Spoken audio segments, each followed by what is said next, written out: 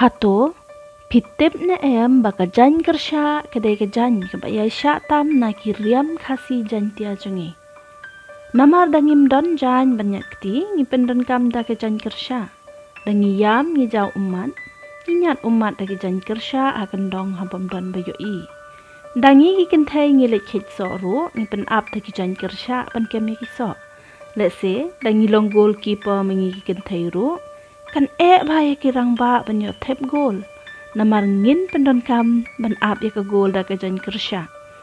Ladangi bayong kli ru nginyat edmot da kejan kersha.